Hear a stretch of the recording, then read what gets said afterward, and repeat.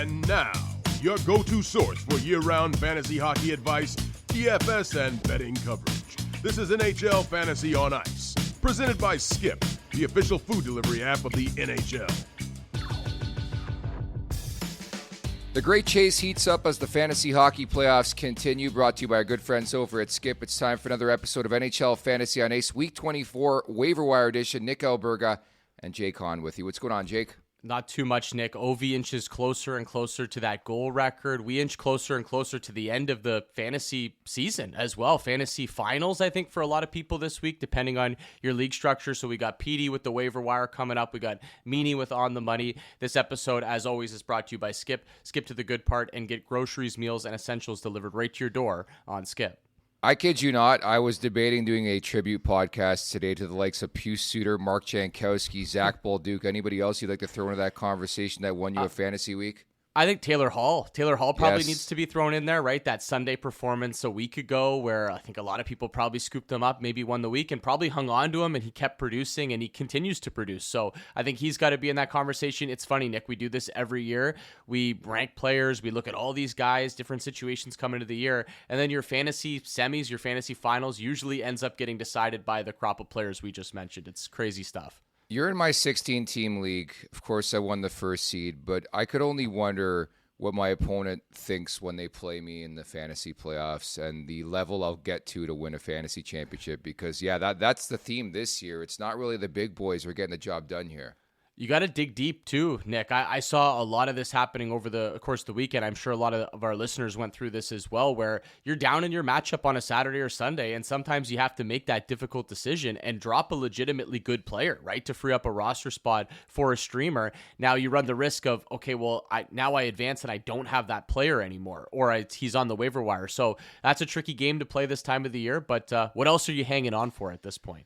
Good point. At this point, Alex Ovechkin can sniff Wayne Gretzky. Probably smells like roses, but needs 5 goals in the final 9 games. The Great Chase is on here, Jakey. The Great Chase is on it. We got to rip Wayne off the golf course, I guess, at some point, right? if he's going to be a part of this tour following around Ovechkin, I know there was speculation. I think once he gets within 5, that Bettman and Gretzky and everybody. I think Nick Backstrom was going to be involved as well. Some of Ovi's former teammates, which obviously makes a lot of sense. Personally, Nick, if I'm Wayne, I'm saying call me when he's within 2. Like I got golf to play, I got things to do. I'm not following this guy around for like 2 weeks as he tries to track this thing down, but maybe he wants to fast track it. I don't know do you think the pressure is going to maybe get to him a little bit once this caravan of people start following Ovi? Always seems like a guy that handles pressure quite well, but do you think maybe we get to a situation where he could get a little bit cold and starting to feel that pressure a little bit? I think so, and you look at the list of opponents remaining in this season, I wouldn't be shocked at all.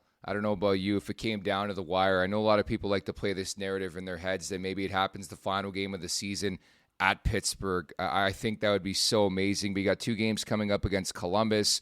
You have the Islanders a couple of times. Is there a game that you're pinpointing where this actually happens? I'd love the Pitt one, but for me, my money would be on one of those 2 Columbus games. I think one of those 2 Columbus games makes a lot of sense. Maybe the Islanders game after that. Like I could see him maybe getting fat against Columbus. Let's say he gets 3 in those 2 games, and maybe has a couple, or maybe has 1 before that. I mean, I guess if he had 3 in those 2 games, he's probably at least tying it.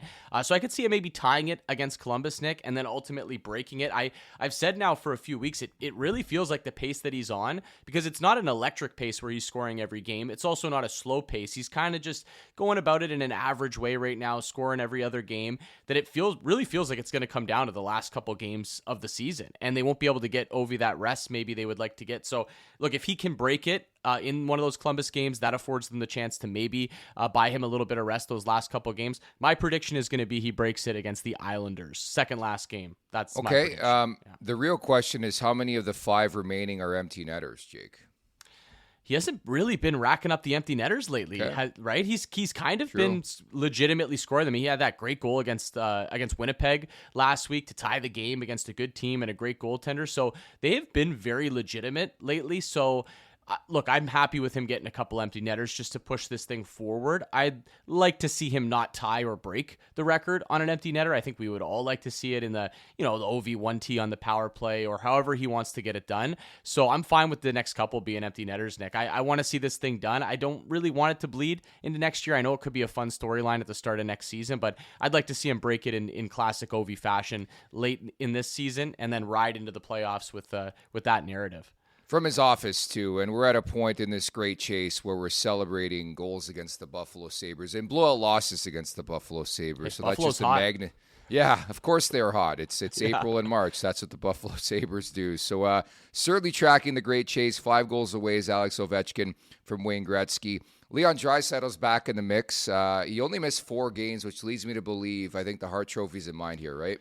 I want to get into this with you and Chris when we do the On the Money segment, and a weekly update I think at this time of the year is in store for the Hart Trophy race, and you and I threw this around as well, and we saw a big swing in the odds in favor of Connor Hellebuyck. I think there was a lot of worry that Draisaitl's injury would be long term and maybe bleed late into the season. Then we get some good news. He's skating. I know you were sharp enough to jump on a pretty good Draisaitl number, so curious Meany's take on that because Hellebuyck continues to play well. It's not like Hellebuyck has gone away. He's still doing his thing. He's winning games, picking up shutouts. So nothing wrong with what Hellebuyck is doing. But man, Leon is a beast, Nick. I watched that Battle of Alberta on Saturday. Edmonton looks down and out, and Leon goes full backpack mode, puts the whole team on his back, and wins the game. It's to me, he is my Hart Trophy winner. Yeah, I think I'm right there with Hellebuyck too, but I think it actually helps Draisaitl right now because Connor McDavid's not playing, and the more he continues to do this, I think voters can't look past that. He comes back, gets 2-1. It's always going to be a meaningful game regardless of the standings when it comes to Edmonton and Calgary. So I honestly think it helps him, again, without McDavid in the lineup. Just to, feed off what Draisaitl is doing, 104 points on the season, 51 goals, but he played mostly with Podkolzin and Arvidsson on Saturday, and the one guy I would look at specifically moving forward is Victor Arvidsson, who's had a turbulent first season with Edmonton, but I wonder if he has a strong finish. He's on PP1 as well, Jake. I've always been an Arvidsson guy. It's been a little disappointing, to say the least, in Edmonton this year, Nick. But with that line assignment, I love his shot volume as well. He's a guy I'd look to in the shot prop market. Obviously, fantasy playoffs as well, if you can maybe scoop him up, if he's going to continue to play with Leon Draisaitl.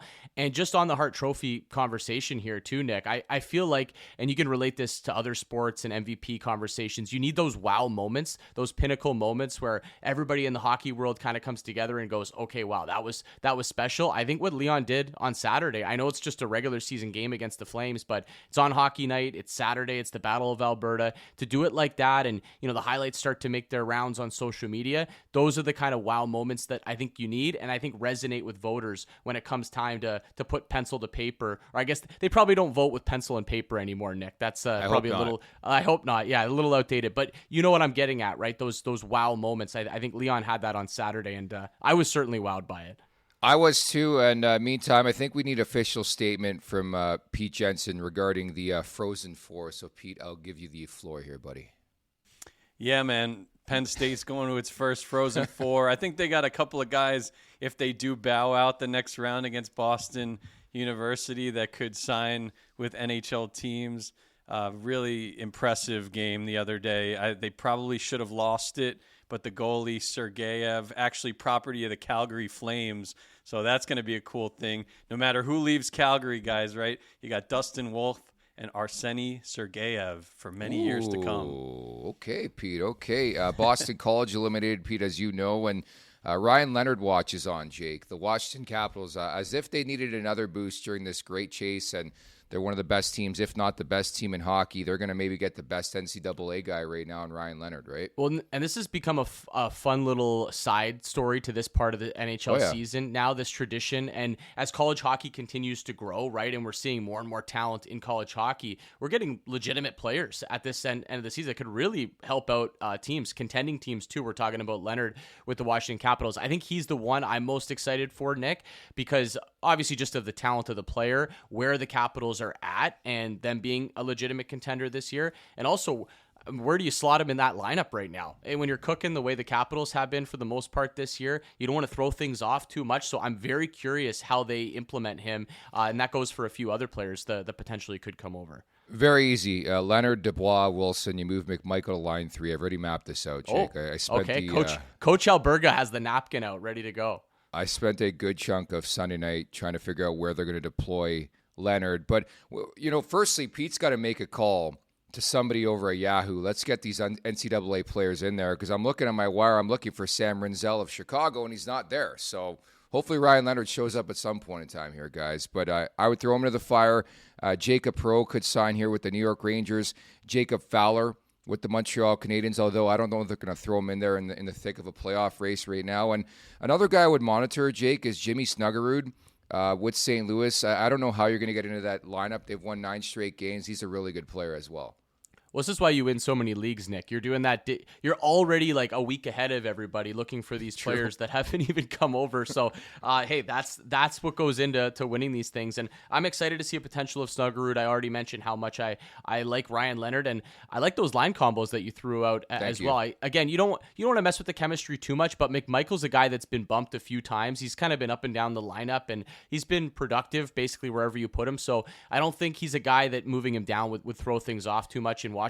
And you want to give a talented offensive player like Ryan Leonard a legitimate chance to create offense. You don't want to throw him on the fourth line or anything like that. You want to put him with some legit players. Tell you what, after we're done recording today, I'm gonna text Spencer Carberry and pass along my notes for what he should do with his top 6 there. But nevertheless, this great chase is a lot of fun to monitor. But more so, the Washington Capitals. That's a sidebar story. They're a really good team.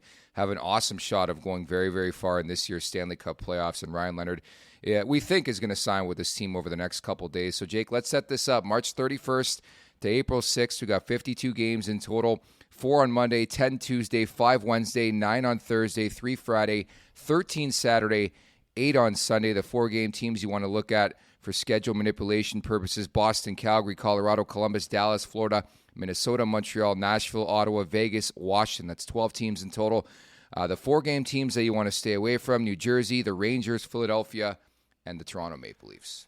Colorado has a great schedule, and they look deep right now. Nick, I think that's a team I'm going to be looking at. Now, we know the top boys are all spoken for there, but I think you could get some nice complementary pieces looking at some line combinations in Colorado. Heck, even the third line has been half decent for them, right? I think I referenced them a month or two ago as a one-line hockey team, and then obviously what they've done at the deadline, getting Val Nichushkin back as well, to me has made Colorado at least a legitimate 3-line team. And I think that's a team with a nice 4-game week, a good schedule I'd be targeting this week. They're what you call a wagon, the Colorado Avalanche, and I'm looking forward to seeing that team in the Stanley Cup playoffs as we once again bring in Pete Jensen for a look at the Week 24 waiver wire. I love Matvei Michkov on this list. Pete, surprise, Tort's gone. This guy's on fire. I'm playing again tonight against, I believe, Nashville for an anytime goal. Right, and the play has to be, I think, with only 2 games this week, unless it's a keeper league, you keep Michkov for Monday, and then you probably drop him in a one-year league. I mean, it's been an amazing run for him after Torts was fired. Overall, a very strong season in his first cup of coffee in the NHL, and a guy that I think you could compare his ceiling moving forward to anyone other than Bedard, Celebrini, among the 25 and under players across the league. That means even as good as a Holloway has been, you can compare his ceiling to Michkov moving forward. Any of the other young guns, Boldy, anybody like that who's had a tremendous season, Michkov's coming for you, especially in fantasy. Pete, things are not going well for the Boston Bruins. Right now, it's a tough watch at this point of the year, but I do love that doom and gloom angle as well, right? Bad team. Okay, who cares if they win? There's still some guys that are going to pick up some points and help me out fantasy-wise. One of those guys right now is Morgan Geekie. I've loved him in the prop market here recently, and he's got a nice week coming up, right? Yeah, he's been really productive, plays a lot with David Pastrnak through thick and thin. Boston, by the way, the Sabres are going to pass them maybe the next game. That's how far they've fallen in the standings. You know, Sabres are not in contention at all, about 9 points out, but that just shows how far Boston has fallen. Of course, Marchand debuting and scoring, the assist on the overtime winner by his line mate Sam Bennett. Looks like a really good fit in Florida. And now Boston's sitting back and watching. They're going to be playing golf pretty soon, unfortunately. But Morgan Geekie can help you win a fantasy championship. He's been that valuable over the past month or so. No doubt about it. You talk about value this week. I think I'm going to be very, very invested in the Columbus Blue Jackets. And on your list this week, among others, is Boone Jenner, the captain, who has been really, really good, unsurprisingly, since returning, right? Yeah, and even that stretch where he wasn't scoring goals and the assists died down a little bit, he gets you the hits, he gets you shots on goal. Any given game is a category cog and near the top of the list of those guys that cover categories for you this time of year. Another guy that didn't make the list because we got Casey DeSmith on there because he's been so hot for the Dallas Stars as the backup to Ottinger, but Mason Marchment is another guy that always checks all the boxes this time of year, and that's what you want to. You don't want to go down with a goose egg right in the points column. You want to stay afloat with some of those other peripheral categories. That's the name of the game this time of year. I'm a little shocked at the Boone Jenner ownership percentage because it feels like everybody just kind of forgot about him while he was hurt, but he's been very legit in fantasy the last couple of years, Pete. Another guy that's all of a sudden legit and pops up on your list, maybe we thought he was a flash in the pan a week or two ago, but Taylor Hall, you think he's got some staying power in that Hurricanes lineup? Yeah, it wasn't the Mikko Rantanen trade. It was the Taylor Hall trade for the Carolina Hurricanes, right? He is tied with Sebastian Aho for Carolina's point lead in the month of March. So he's been that good. Lately has been tremendous, and he's playing on a second line. Interesting wrinkle, they shifted Jack Roslovic to center. I like that as their 2C. Better than Kokoniemi or anybody else on that roster, Jordan Staal. You know, of course, I think it's a good wrinkle for them to try to get into the playoffs and be able to compete with a team like Washington. Because as good as Washington has been, you could still step back and look at it and say, you know, if a Taylor Hall is scoring goals for the Carolina Hurricanes, that might be enough to get them to the conference final. And if every other division in the league is beating up on each other, that could be all it takes. Definitely, and this is not really a hot take, but I do think Carolina and Washington are on a collision course to meet up in round 2, and I think that would be a juggernaut of a series for sure. Love Leo Carlsson on this week's list. He's been getting better and better ever since the Four Nations, it seems. I know he played one game there for Sweden. He's looked really, really good to finish off this season. We talk about the futures outlook of so many of these teams long-term, 2-3 years down the line.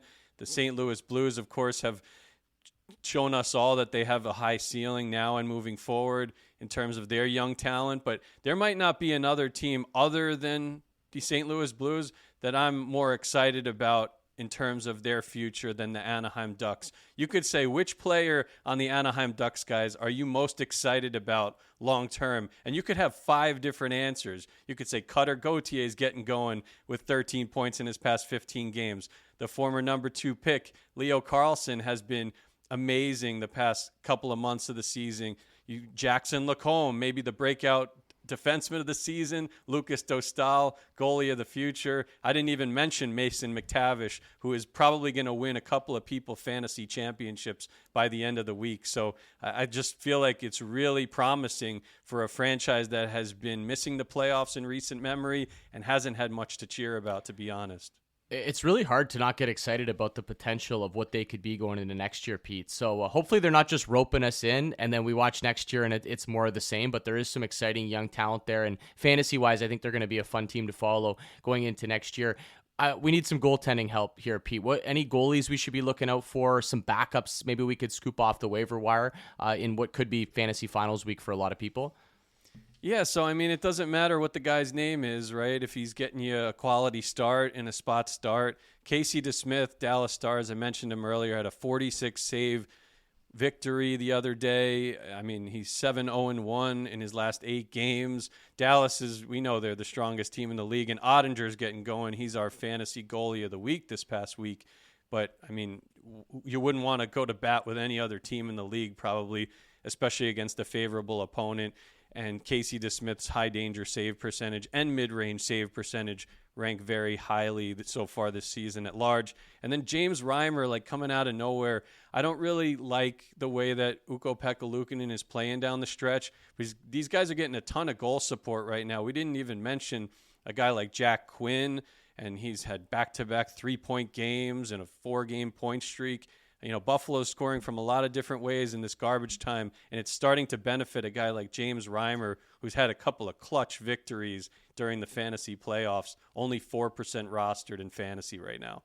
You know, it's the month of April, late March, when the Buffalo Sabres heat up and just torment the rest of the NHL and make Pete Jensen really, really happy. Excellent stuff. NHL.com/fantasy. Week 24 waiver wire edition. It's now time for On the Money, brought to you by Bet365. It's never ordinary at Bet365. Must be 19 or older. Ontario only. Please play responsibly. If you or someone you know has concerns about gambling, visit ConnexOntario.ca. Chris Meany joins the show now. Means what's going on? And obviously the Hart Trophy conversation, a big topic of focus on today's podcast.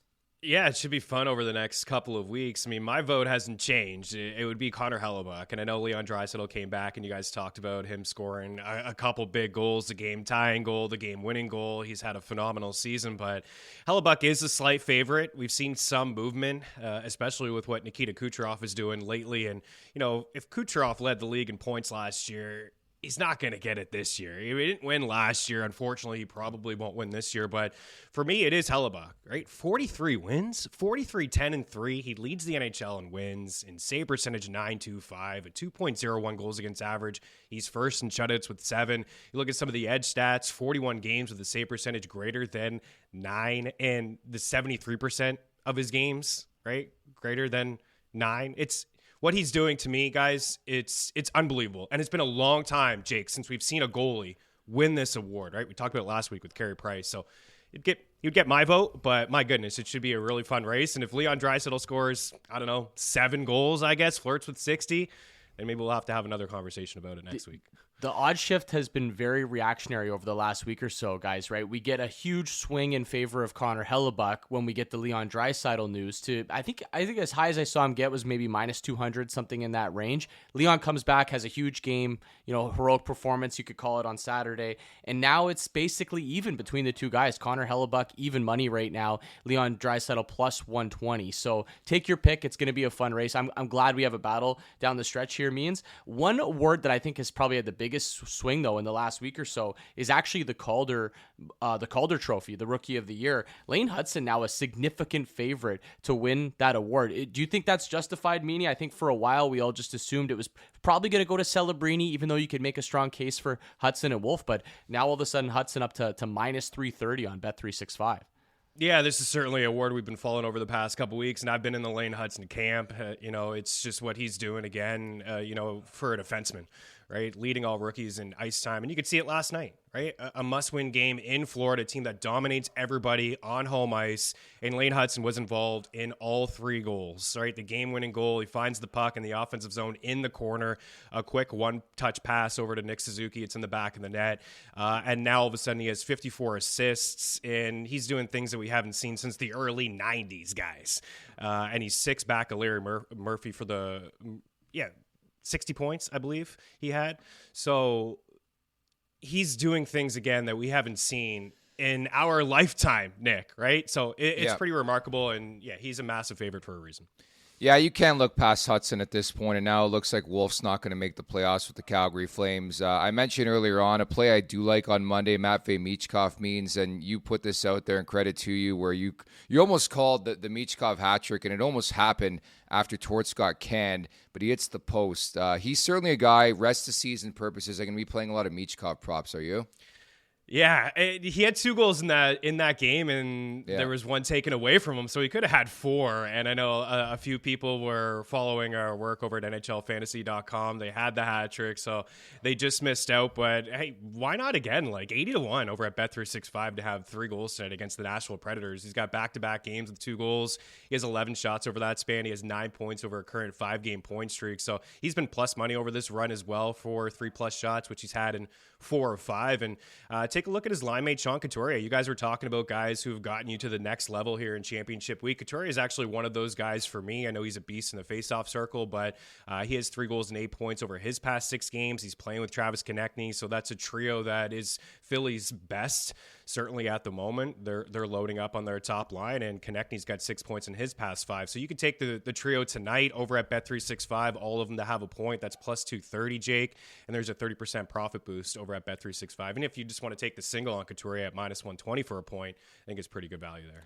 Meanie, talk me out of sprinkling a little money on the LA Kings at 22-1 to win the Stanley Cup over at Bet365. Is it as simple as they just don't beat the Edmonton Oilers and they're probably gonna have to face them again? I like the fact that they've got that inside track to home ice advantage where they've been despite a loss to the Maple Leafs in regulation on home ice on Saturday, they've been completely dominant there all year. And I just think this Kings team is different than the one that we saw last year. Yeah, I think they are too. And, for Quentin Byfield, I think he's the key for me. And I know he started off very, very slow. Last year he was up on that top line with Kempe and Kopitar, but he's a natural center, and it took a little bit to get going at his position. But it's night and day, the first half and the second half with him. Heard you guys on Thursday's episode as well, Nick, talking about Kuzmenko. He picked up a couple points last night. So the top six is solid, and Philip Deneau is still, a really good shutdown center. And you having him on your third line with, Fogle, he's got, 20-plus goals. There's a lot of offense, actually, on this team. And I think, Nick, the biggest difference to me in years past is what Jake said. If they're going to get the Oilers again, they may just get them at home. And they have been dominant on home ice. So that could be the difference. And I know McDavid and Draisaitl are two guys that can just overtake a series. But at that number that Jake discussed, Nick, that's a pretty strong number. I still love where the Colorado Avalanche are at. And I think whoever wins that series between the Stars and the Avs is the team that is going to go the distance. But that's a really good number for an LA team that's been dominant on home ice. I have moved on from all these teams, and I'm on St. Louis plus 10,000. I got them last week to win the Stanley Cup. Wow. It's not going to happen. But, yeah, no, to your point about LA, I like them this year. The goaltending solidified. I think the big story for me in that series is going to be the power play because Edmonton just does so much work on the power play. Can LA respond? Can they get a couple power play goals themselves? Definitely will be tracking that. A couple other things I'm looking at the next couple days. Florida at Montreal on Tuesday. I think we're going to see a bit of a response here from the Panthers. I'm going to take the Panthers three-way in that game. They got a big one with the Maple Leafs coming up on Wednesday as well. And Buffalo at Ottawa, you know what that means. I don't think we're going to see Josh Norris's return to Ottawa just yet. We won't get that video tribute. But I like the Dylan Cousins ATG in that game. Anything else you'd like to add, Means? Yeah, I mean, that line has been amazing. Some pretty good value on David Perron as well and Drake Batherson. So I know Ottawa's shuffled their lines up, but they've kept those three together. For tonight, I mean, the Dallas Stars, again, like Robertson and Hintz and Mikko Rantanen, we were all laughing about Mikko, but all of a sudden he's got 7 points now over a 4-game point streak. Robertson has 7 points over a 3-game point streak, and Hintz has 9 points over a 4-game point streak. So if you've just been taking that trio to hit the score sheet tonight, plus 165, they're all plus money for an apple. You could take them for 2 points and get that up to 3-1. They won over the weekend in Seattle. They're playing in Seattle again, so I'm sure they had some fun. Maybe they checked out the Space Needle, hit the market. They're feeling pretty loose right now. They're winning a lot of hockey games lately. So I take a look at them tonight. And I really like that duo of Necas and Brock Nelson. I love what Colorado has done. I just feel like with Nichushkin, with Nathan McKinnon, and Necas with Brock Nelson, this is just two very, very dominant lines. So take a look at them against the Flames. And then you guys talked about the Bruins.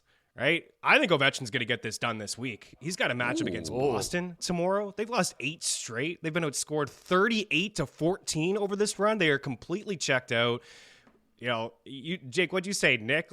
Or what'd you say about Wayne? Maybe give him a call when he's 2 goals away. Get him a call now. Call him up immediately because he could score 3 or 4 tomorrow, and he can get this thing done by the end of the week. And then one other guy is Boone Jenner. You guys talked about him as well. He was plus 195 for 3 shots the other night. He's had 3+ shots in 4 straight and 5 of 6. The captain is trying to make a push here into the playoffs. Let's at least let Wayne clean up his par on 18, and then yes. he can enjoy, because I know he loves his golf. So better give him a call here quickly, because Meanie, like you said, Boston is completely checked out. I've watched a couple of their games recently, and there's just nothing there. I know we talked Morgan Geekie with Pete a little bit earlier, so there's something in the prop market, fantasy market, but that's pretty much where it ends with Boston. I'm looking at Bet365 has a great to make the playoffs market, guys, which I think could be a fun thing to dip into if you're interested over the next couple of weeks. Montreal plus 160 to make it right now. The New York Rangers plus 210, and Philly Constantino's New York Islanders way down there at plus 750. So if you think the cockroaches still got a chance to get it done in the Islanders, then maybe plus 750 is for you. But I still just have a weird feeling that it might be the Rangers, Nick, as bad as they look some nights. Yeah, I get why Montreal is the favorite. Big win against Florida on Sunday. Very impressive to go in there and win that game. But something just tells me the Rangers are going to back their way into a playoff spot, and we'll get the Rangers and Capitals in the first round. That would be so cruel because you talk about teams that deserve to be there. I think Montreal deserves to be there. The Rangers do not, okay? They've had so many opportunities and they just throw it away. I don't know what that was against Anaheim. Granted, I had Shesterkin in fantasy hockey. I'm like, just get the win and move on to the next place. And they look dysfunctional. I think Laviolette's job's on the line. I think some guys are going to be moving out of that roster very, very soon. But on deserving to be there, I would prefer Montreal over the Rangers, but you're right. It's tough to discount a team that went to a conference final last season. Means excellent job. Breaking news coming in from Bet365, where every nail-biting overtime win, breakaway, pick six, three-point shot, underdog win, buzzer beater, shootout, walk-off, and absolutely every play in between is amazing. From football to basketball and hockey to baseball, whatever the moment, it's never ordinary at Bet365. Must be 19 or older, Ontario only. Please play responsibly. If you or someone you know has concerns about gambling, visit ConnexOntario.ca. The final word, as per usual, to Pete Jensen. Go ahead, my friend. So I like Nichushkin going off what Meany was saying for a goal. You could still get him at plus 180 tonight against a favorable opponent. And the Avs, I know Meany's been talking up how good their record is with Nichushkin, 26-10 this season when he plays. That's ridiculous. They're one of the best teams out there when he's in the lineup. You could still get in on Penn State at plus 400 to win the national championship. If they win that next game against BU, I think they could do it. So, there's a lot of skill out there. Serrato, ridiculous, right? Fake the guy out of his shoes, behind the back pass into the bedlam there in Allentown. So just a fun ride to get on, and I feel like you could still jump on if you want to. And also, Nick, that line that you mentioned, the plus 10,000, whatever it was, ridiculous number. A lot. Yeah. It's down to plus 4,500 for the Blues to win the Cup at Bet365, so you can also still get in on that juicy number. Love that. Lots of value in this league. And, Jake, we look forward to Thursday's edition of the podcast, the mailbag edition for Week 24. I wonder what some questions are going to look like, maybe around college hockey. Well, I hope most of the listeners out there are still involved in the fantasy playoffs. If you are, you're likely in your final, maybe your semifinal, depending on league structure. I like Petey pumping Penn State, and I love college hockey, the atmosphere, the vibe, so much fun. So I'm glad it's kind of taken off to where it is right now. Another thing to look out for this week, Nick, I was looking at the Atlantic Division odds. We know how tight that race is. The Leafs have become the favorite from what happened this weekend, plus 105. Tampa and Florida both hovering around plus 220. In that range. Wednesday night, massive game. Two more meetings between the Leafs and the Panthers to maybe flip that thing either way, so we can maybe discuss that post the Wednesday game on the Thursday show. All right, Jake, we'll see what happens. Also, don't forget to go check out the latest episodes of NHL Unscripted and Energy Line, again, coming up on Thursday, Week 24, Mailbag Edition. Thanks to producer Phil Constantino. For Jay Con, Pete Jensen, and Chris Meany, I'm Nick Alberga. You've been listening to NHL Fantasy on Ice, delivered by Skip. Skip to the good part and get groceries, meals, and essentials delivered right to your door on Skip.